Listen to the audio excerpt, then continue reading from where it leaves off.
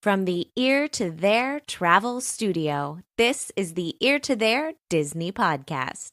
The Ear to There Podcast, it's time to start the show. Be sure to hold on tight, here we go. Exploring all the different Disney destinations. Ear to There, it's time to start the fun. Hello, everybody, and welcome to the Ear to There Disney Podcast. I'm your host, Phil Gramlich. I am also the owner and the founder of Ear to There Travel, which is, as you may know, a Disney-specialized travel agency.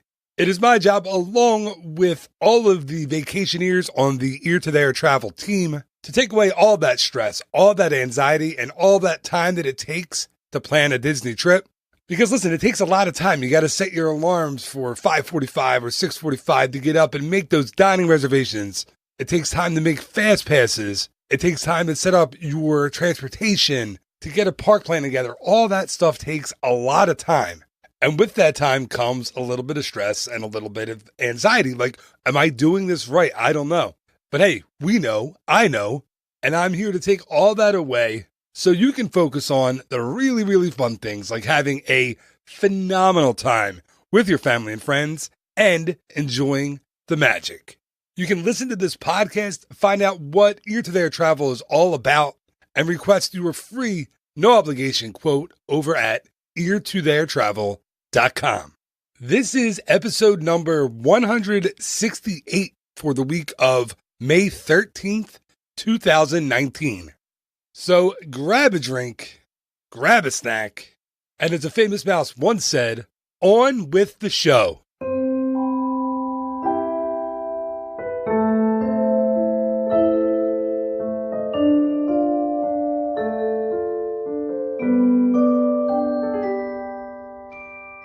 And we're going to start off this episode of the podcast just like we start off. I don't know why I say we. It's just me here. I always say we, but it's just me that does the intros, the outros, and editing. So I'm going to start off this episode of the Ear to There Disney Podcast like I start off every numbered episode of the show. And that is with the What About Bob segment. And this is where retired Disney Imagineer and Disney legend Bob Gurr comes on the show to answer your questions and mine. It is a little known fact that Bob started with the Disney Company in 1954. He was personally hired by Walt Disney to design the Autopia vehicles in Disneyland. That was his first job. Bob went on to build pretty much everything on wheels that is fun in Disneyland and in Walt Disney World. So he started with the Autopia vehicles, but he built the Main Street vehicles, the Matterhorn, the monorails on both coasts, the Omnimover system, including the dune buggies at the Haunted Mansion, the submarines in 20,000 Leagues Under the Sea and the Submarine Voyage. Listen, you name it, Bob built it. If you want to get a question into Bob, please call the voice line 267-551-1971. Or you can always email it to me. My email address is phil@eartotheretravel.com. And the What About Bob segment is brought to you by the Waltland Bus Tour. So each month, Bob takes a busload of people around Southern California with stops in Los Angeles, in Burbank, and in Glendale. The stops he'll make all relate to the history of the Disney Company, but more importantly, in the history of its founder, Walt Disney. To get tickets to the Waltland Bus Tour, just head over to www.waltland.com. All right, here he is, the man who once drove the Disneyland fire engine to Disneyland down the Santa Ana freeway. That's a true story. The one, the only, Bob Gurr. It's What About Bob? Bob Gurr, the legend, creator of the Matterhorn, the monorails and the Haunted Mansion. What about Bob, the Disney legend? Hi, it's me. It's Phil. I'm not asking you a question yet. I just wanted to remind you that the last two episodes, I asked Bob questions from Jenna, who was working on her dissertation on the 1964-65 New York World's Fair. So this is the third question from Jenna for Bob. I just felt like you needed a little bit of background. Okay, here we go. What do you think the impact of the World's Fairs were on the Disney Company? Oh, the impact was massive from the standpoint that Walt's idea was that we would wind up eventually with 4 shows, and the content of the show, then what's inside the building structure, Disney builds it and owns it. And that way, when the fair is over, Disney gets to brand, in most cases, brings those attractions, the show sets and everything, back and put them into Disneyland, because that was his original intent, which was very simple. We use other people's money to build stuff that we own. It's a super simple arrangement all the way around, because that way a sponsor can pay for a building and then pay a fee to the Disney company, and then there's one less thing the sponsor has to demolish. He gets to demolish a building, but the guy that owns the stuff on the inside of the building, he comes and takes it away for free. So it's a good business arrangement all the way around. And Walt saw that, and he jumped on that so fast, and that's how we wound up that in the case of the New York World's Fair, because it was all had to open on the same day, it pushed all of our technology probably the farthest, the fastest in the entire history of Imagineering. All right. Thank you to Jenna for her question. Thank you to Bob for answering another question on the show. And remember, get your questions into Bob. Call the voice line 267-551-1971. All right. And before we get into the meat, I guess you would say, of the episode, the main part of the episode, I wanted to talk a little bit about my guest this week, John Ratzenberger. And John was awesome enough to spend a few minutes with me last week on a phone call where we talked all things Pixar and Cheers, and we also talked a little bit about his upcoming film, Toy Story 4. Of course, I'm a huge, huge fan of the show Cheers. And did you know that John is a voice? He appears in every single Pixar film. So he's Ham from Toy Story. He is Mac from Cars. He is the Underminer from both Incredibles movies. Oh, did I mention he was in Star Wars Empire Strikes Back? Yeah, just like the littlest known franchise in movie history. So let's get it started. Here is my chat with TV, movie, Pixar icon, John Ratzenberger. Enjoy. Abominable! Can you believe that? Do I look abominable to you? Hey, why can't they call me the adorable snowman or the agreeable snowman, for crying out loud? I'm a nice guy. Snow cone? Is this guy bothering you? I don't remember. Were you? No. We're Hey, do you guys know how I can Look, get to pal, peace? we're talking to the lady, not you. Hey, you like impressions? Behold the Underminer! John? No. John. I'm so excited to introduce my guest this week. He's the voice of Ham in all the Toy Story films, including the all-new Toy Story 4.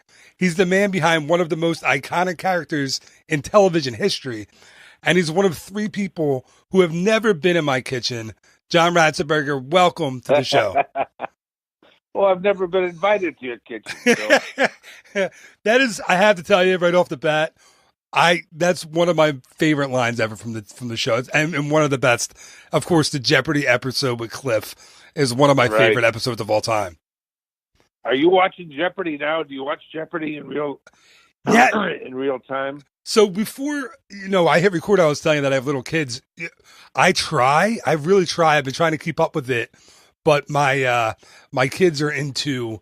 I mean, you're the voice of half the stuff they watch, so they're into all the Pixar, and then they're into Disney Junior at night and Disney Channel. So I don't get control of my TV too much.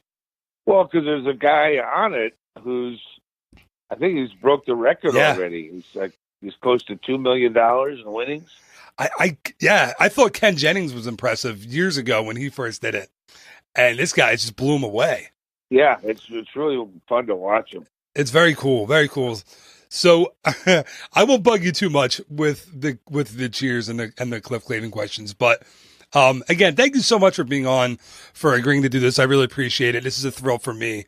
So I wanted to ask you, you've been a part of the most iconic sitcom really in the history of television, and really the most iconic animated features in animation, like in animation history, on the Toy Story movies. That's got to be a crazy. Is it a stroke of luck, or are you just that darn good that you were involved in both of them? Well, both of what? Cheers and Pixar? And yeah, Pixar, and then specifically the Toy Story films. No, that's all John Lasseter. That's nothing to do with me. I just got a call, or rather, my agent got a call asking if I want to do the voice of Piggy Bank for this new company that nobody ever heard of, Pixar. And so I just simply said, sure. Wow, why not? I mean, that's how it started. Do you remember like the first day walking in and I mean, did you have any idea what kind of thing you were walking into? No, you never do, because this is what we do for a living. This is our job as actors. So you get the call, you show up, you do your job, but there's never any signs of, oh, this is going to be making history, or this is going to change the world of animation forever. There's never any of that. It's the same thing when I walked on the set of Star Wars.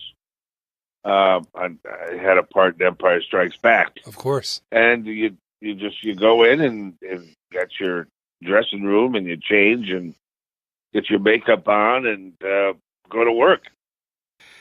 There's never any sign. It was impressive to do it, but what Pixar was different. And because of the people, John Lasseter has a very childlike enthusiasm. And the thing I've realized about Pixar now, after working with them 21 years, is the system that John set up is carried on. It's really the foundation of Pixar's success. They try to outdo themselves every single picture. Their work ethic is phenomenal, because they'll work on the script for 3 years, and so whoever's directing the piece is also the person who wrote it. So that person knows the dialogue, every breath, every punctuation.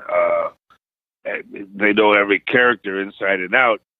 So what you do as the actor is simply listen to what the director says. So they do all the heavy lifting for the actors. Do you get any freedom within that to kind of make the character, more of your own, or is that where it's like, okay, this is sure. If I make up a line, then and if it works, then yeah, they use it. That's awesome. Do you remember any off the top of your head that you kind of made up on the spot that made the film? Oh no, there's so many of them. Yeah, I couldn't possibly. Yeah, it's a good question though, but no, I can't remember. What can you tell us, if anything, about Toy Story 4? Well, bring a lot of Kleenex with you, a lot of tissues. It's going to grab you. Yeah, there's no question about it. They're masters at that. That's why they're Pixar, because they just do it so well, and they work to surpass themselves. They're not.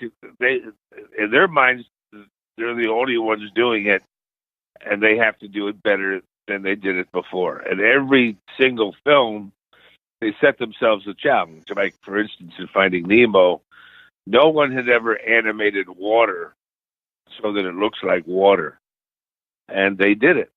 In Monsters, Inc., no one had ever successfully depicted fur, like with wind blowing through it, and they did it.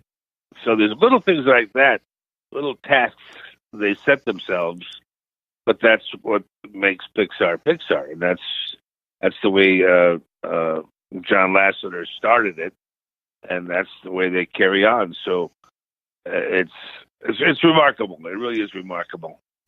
It really is. I just, when you mentioned the water, I remember distinctly taking my kids to see Finding Dory. They were too young to I don't even know if they were born yet when Finding Nemo came out, but we had seen Finding Dory, and I remember sitting in the theater and looking at the water on the screen and being like, how do they do that? Like, it blows your mind. And then the fur on the monsters, they had to individually animate every one of Sully's like hairs on his body. It just blows you away. Yeah. They're true artists. You could take the frame of any Pixar movie. You can just push the pause button and take that picture and hang it on your wall. Every single frame is a work of art. Did you see Coco? I love Coco. Yeah, my kid. We have it on DVD or on Blu-ray, and we've seen it probably a dozen times. I hit the pause button on that one just because of how amazing the artwork is. Lee Unkrich, he wrote that, and it's you could see it hanging in the wall of a museum. A lot of those scenes, when you look at the intricacies and the art and the colors and the composition, it's truly they're artists at work. It's true. When Miguel first walks into, I forget what it's called, but the other side, and he sees, that world and the color, and it's unbelievable. I remember seeing it in the theater again with my kids, and you're just blown away. Like I can't imagine how someone can physically make that happen. Like I'm just, I was an average artist at best. I draw Disney characters on my kids' napkins for school that I copy right off the internet or right off the computer. So I can't fathom how you can do that. Yeah, and they do it with a computer. And the irony, I don't know how much of Pixar's history you know, but when John Lasseter got out of art school, he got a job at Disney, and he kept trying to get them interested in computer animation, and finally they fired him. Yeah, and then he turns around and, with the help of Steve Jobs and Ed Catmull, they become the company that actually saves Disney. So it's just a great irony. It is. I love that story. It really is. I actually got to meet John Lasseter at the D23 Expo a couple of years ago. I got lucky enough that a friend of mine was handling some of the press stuff, and he got me a press pass, and I was sitting in the row behind John Lasseter, and I said to myself, I'm never going to get this opportunity again. I have to say hello. So when he kind of turned his head, I just kind of shimmied in front of him and made him look at me. And then I was like, hi. He was probably like, who is this crazy person? But it was a very cool experience. And I got to meet a lot of very cool people then people who worked on these movies. And it's really amazing. So I also saw that you have Monsters at Work coming out for Disney Plus. That's a continuation of the Monsters, Inc. stories? Well, no, it's not. It's you're using the concept of Monstropolis. It's other stories that take place in that world. But you see Sully and a couple of the characters from Monsters, Inc., but the stories are it's for TV. It's like a television series, animated television series based in the world of Monsters, Inc. What's the difference between being, I know it's this kind of the same, but it's kind of different being in front of the camera versus doing voice acting. Do you have a preference? Do you like one more than the other? No, from the very start, when I started in this business 42 years ago, I looked at it as, if you're an actor, it's very similar to being a plumber. When you show up at the door, you got your bag of tools, and you should be able to do anything they ask you to do as an actor. And I'm talking about whether it's on stage, on radio, TV, film, recording, tap dancing, singing. That's all the tools that you have in your bag as an actor. And you should be proficient in every single one of those tools. So I come from the old school. So to me, being in front of the camera, being behind the camera, recording, it's all part of the same thing. It all flies underneath the banner of actor. I have to imagine it's got to be challenging. Like when you went in for Ham for the first time, do they have a concept, or is he a fully animated character? Because it looks like he, takes on some of your mannerisms on screen. So is he? They film you recording it. They've Right. always done that. So a lot of the actors' mannerisms and facial expressions will go into the rendering of the characters. So you Yeah, are. so So you've been a piggy bank, a flea, a supervillain. What else? A deceased orthodontist. Is that what you were in Coco? Yeah. I mean, you've had some pretty cool. You've done some pretty cool things. Is there a character that you've done for Pixar that you think maybe could have been expanded upon and had a bigger role? I didn't even mention Mac from Cars, of course. Is there a character that you think could be fleshed out a bit more and maybe be his, in his own Pixar film? That's something I've never really given any thought to because. But my approach to it is as long as they keep allowing me to play in their sandbox, is you got to keep in mind it's their sandbox, and I'm not about to go in there and say, I think we want to do a film, based around Mac the truck. Right. That's not my job. My job is to show up and do what they ask me to do. So But I've never given that any thoughts. I was also thinking of other things in the past, like Cliff on Cheers. He could have very easily had his own series, but once again, that's not my job. It's just show up and do your job and go home. I mean, Kelsey Grammer played Frasier for like 30 years on TV. Yeah, right. I mean, you could have easily done that. I remember Cliff showing up on different shows when I was a kid. Like, didn't you have a cameo like on Saint Elsewhere? Maybe I thought I remember seeing that. All right, yeah, and I think it wasn't it they did a cameo on Cheers, the Saint Elsewhere cast. Is that yeah? The Cheers. That's what it was. That's why I was getting confused, and then. I remember Cliff showed up on Frasier the one time with Sam. Like, there were some really cool crossovers. They don't do that as much on TV these days as they used to, like in the 80s and 90s. Yeah, well, you got different people in charge. Yeah. Don't forget, people never think about this, and there's no reason that they should. To tell you the truth, there's things I think about. But the quality of the writing, if you look at old television shows, you probably got a channel on your cable somewhere that you've got old shows from old cowboy shows like Bonanza and things like that. And if you watch those, it's really surprising in a way how good the writing was on those shows. The dialogue, the writing, the story.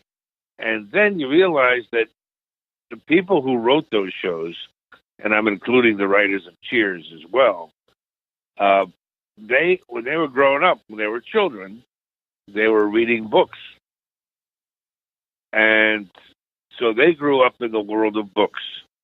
And like I did, certainly, but so did all the writers in that age group. So what they brought to the game was an understanding of character, story arc, and the classics. So you get themes, whether it's Romeo and Juliet or Man of La Mancha, whatever it is, you'll see pieces of that throughout the writing of Cheers. But now you've got writers who have grown up watching television. That's a big difference. So I think that's why those shows still stand the test of time. I mean, I totally agree. So Toy Story 4 comes out June 21st. I'm going to make sure everybody goes and sees it. I know we will be there opening night. I'm very much looking forward to it. Very much looking forward to the Netflix series. You got a lot of stuff going on. You're a very busy guy. Yeah, I guess. But again, when the call comes in, back the bag and out the door, and I just enjoy what I do, and I've been so blessed. I started, like I said, 42 years ago in London, in England. Wow. And I toured my own comedy shows throughout Europe. Me and a partner of mine, Ray Hassett is his name. He went on to become a highly decorated police detective.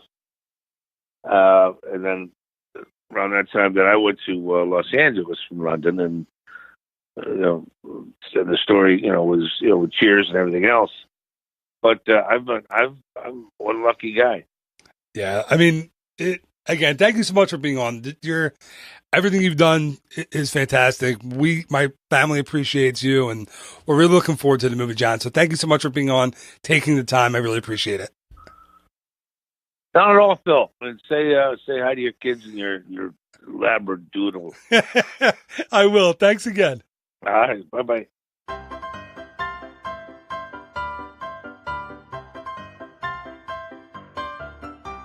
And that is going to do it for this week's episode of the Ear to There Disney Podcast. Thank you again so much to my very, very special guest, Mr. John Ratzenberger. That was so cool to talk to John. And you might have noticed at the end him mentioning the dog and my kids. We talked a little bit about my family and stuff before we hit record. Just a super nice guy. So thank you again to John. Go see Toy Story 4. That is coming out on June 21st, 2019. So get your tickets now. I know that Amy and I and the kids are really, really excited. We will be there opening night. So thank you again so much to John. Thank you to Jenna for the question. Thank you to Bob Gurr yet again. Bob's the best for being on the show and answering another question. And thank you. Thank you so much for listening. I hope you enjoyed this episode. I think I mentioned during the recording that Cheers is my all-time favorite show. And of course, I've seen every single Pixar movie time and time again. So how cool was it to talk to someone who was totally instrumental in the success of both of those cultural phenomenons, really. It was awesome. So thank you so much for listening. I hope you have a fantastic week this week. Look for a new episode of the show next week, along with a new episode of the Word of the Week. So until next time, have a phenomenal week. Bye-bye.